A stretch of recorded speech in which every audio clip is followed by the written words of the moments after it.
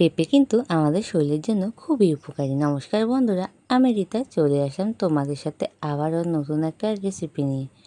আজ আমি বানাবো পেঁপে দুর্দান্ত স্বাদের একটি রেসিপি। এখানে আমি রেসিপিটি তৈরি করার জন্য নিয়ে নিয়েছি পেঁপে আর আলু, এরকম করে কেটে নিয়েছি। তোমরা তোমাদের পছন্দ অনুযায়ী কিন্তু কেটে নিতে পারো। রেসিপিটি করার জন্য এখানে দেখো আমি একটা কড়াই বসিয়ে দিয়েছি। কড়াইটা হালকা গরম হয়ে যাওয়ার পর এখানে আমি দিয়ে দিচ্ছি আধা চা চামচ পাঁচফোড়ন। ফোড়নটা আমি হালকা একটু ভেজে নেব। আমি এটাকে হালকা 20 থেকে 30 সেকেন্ডের মতো ভেজে নিয়ে নামিয়ে নেব। এর সাথে আমি একটু জিরা দিয়ে দিয়েছি একদম শেষের দিকে, দিয়ে হালকা একটু নাড়াচাড়া করে এখন আমি নামিয়ে নিচ্ছি সবগুলো। এটাকে বন্ধুরা আমি গুঁড়ো করে দেব একদম শেষে ব্যবহার করার জন্য। এবার এখানে আমি দিয়ে দিব পরিমাণ মতো তেল। আমি এখানে সর্ষের তেল ব্যবহার করেছি, তোমরা চাইলে কিন্তু সাদা তেলেও রান্নাটা করতে পারো। তেলটা হালকা গরম হয়ে যাওয়ার পরে আমি দিয়ে দিব কেটে রাখা পেঁপে আর আলুগুলো। আমি দুটো আলাদা করে কিন্তু আজকে ভাজিনি, আমি একসাথে দিয়ে দিয়েছি। দিয়ে এখানে আধা চা চামচ লবণ আর আধা চা চামচ হলুদ গুঁড়ো দিয়ে আমি আলু আর পেঁপেটা খুব ভালোভাবে কষিয়ে নেব। আমি লো টু মিডিয়ামে রেখে বন্ধুরা রান্নাটা করছি। লো টু মিডিয়ামে রেখে রান্নাটা করলে কিন্তু সবজিটা খুব ভালোভাবে সেদ্ধ হবে। এরপর আমি এটাকে ঢাকা দিয়ে রেখেছিলাম 3 মিনিটের জন্য। 3 মিনিট পর ঢাকাটা সরিয়ে আবার এটাকে নাড়াচাড়া করে কষিয়ে নিচ্ছি। দেখো খুব ভালোভাবে কিন্তু এটা কষানো হয়ে গেছে বন্ধুরা, দেখতেই পাচ্ছ।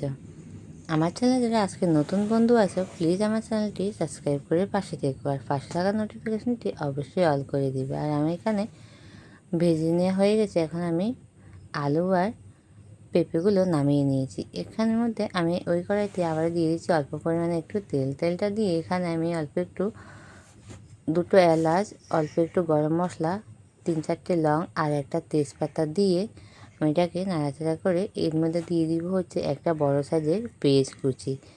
পেঁয়াজ কুচিটা দিয়ে আমি এটাকে খুব ভালোভাবে একটু কষিয়ে নেব। খুব ভালোভাবে এটাকে বন্ধুরা আমি কষিয়ে নিচ্ছি। এরপর এটাকে দেখো খুব ভালোভাবে আমি 1.5 মিনিটের মতো কষিয়ে নিয়েছি। এরপর আমি এতে দিয়ে দিব আদা। আমি এখানে আদাটাকে কিন্তু বেটে দিইনি, একটু গ্রেট করে এখানে আদা দিয়ে দিয়েছি 1 চা চামচ। দিয়ে এটাকে খুব ভালোভাবে আমি আবারও নাড়াচাড়া করে কষিয়ে নেব।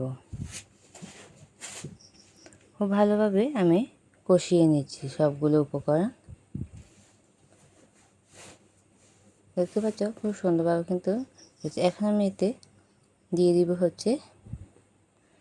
মশলা। আমি এখানে দিয়ে দিচ্ছি আধা চা চামচ লঙ্কা গুঁড়ো, দিয়ে দিচ্ছি আধা চা চামচের সাথে একটু কম হলুদ গুঁড়ো, আধা চা চামচ জিরে গুঁড়ো, আধা চা চামচ ধনে গুঁড়ো আর অল্প একটুখানি জল দিয়ে এটাকে ভালোভাবে কষিয়ে নিচ্ছি।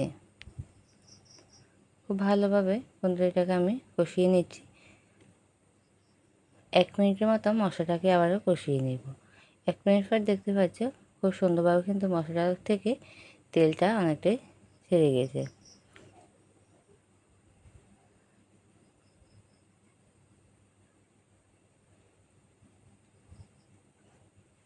আজকে আমার চ্যানেলে যারা নতুন বন্ধু আছো অবশ্যই আমার ভিডিওটি ভালো লাগলে তোমাদের প্রিয়জনদের সাথে শেয়ার করতে ভুলবে না। এরপর আমি এখানে দিয়ে দিচ্ছি একটা টমেটো পেস্ট। টমেটোটাকে আমি পেস্ট করে এখানে দিয়ে দিয়েছি। টমেটোটা দিয়ে খুব ভালোভাবে আবারও মশলাটার সাথে মিশিয়ে আবার আমি 1 থেকে 1.5 মিনিটের জন্য কষিয়ে নেব। খুব ভালোভাবে মশলাটাকে আমি আবারও কষিয়ে নিচ্ছি। এরপর আমি এতে দিয়ে দিব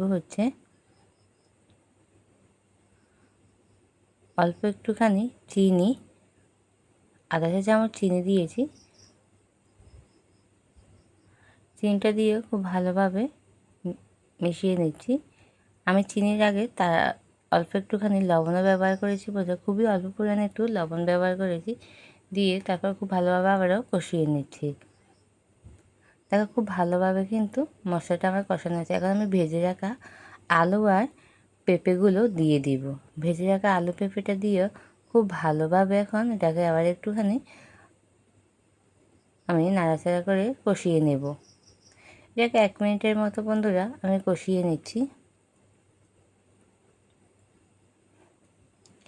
1 মিনিট তো কষিয়ে নিয়ে এখন আমি এতে দিয়ে দিব পরিমাণ মতো জল।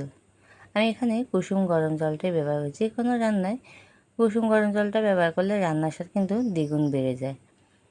জলটা দিয়ে এটাকে খুব ভালোভাবে ফুটিয়ে নিয়েছি। ফুটে ওঠার পর আমি এটাকে ঢাকা দিয়ে রাখছি 5 মিনিটের জন্য। 5 মিনিট পর দেখতে পাচ্ছি বন্ধুরা রান্নাটা কিন্তু আমার হয়ে এসেছে। আপনাদেরকে একটু দেখাচ্ছি খুব সুন্দরভাবে কিন্তু পারফেক্টভাবে আলু পেঁপেগুলো সেদ্ধ হয়ে গেছে। একদম শেষে আমি দিয়ে দেবো কাঁচা লঙ্কা। কাঁচা লঙ্কাটা একদম শেষে দিলে কাঁচা লঙ্কার তার একটা ফ্লেভার আসে। এরপর আমি দিয়ে দিব ভেজে রাখা পাঁচফোড়নটা। যে পাঁচফোড়নটা আমি ভেজে রেখেছিলাম ওটা আমি গুঁড়ো করে একদম শেষে দিয়েছি। এটা একটা দারুণ ফ্লেভার আসে, দুর্দান্ত হয় খেতে। এরপর নাড়াচাড়া আমি আবার এটাকে ঢাকা দিয়ে রাখবো 2 মিনিটের জন্য। ঢাকা দিয়ে রাখছি। 2 মিনিট পর ফিরে আসছি। 2 মিনিট পর বন্ধুরা তোমাদেরকে ঢাকাটা সরিয়ে দেখাচ্ছি।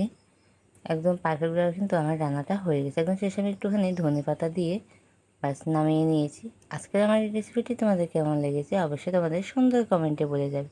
সবাই ভালো থাকবে, সুস্থ থাকবে। দেখা হবে তোমাদের সাথে আবারও নতুন একটা রেসিপির সাথে। ততক্ষণ সবাই ভালো থেকো, সুস্থ থেকো। ধন্যবাদ।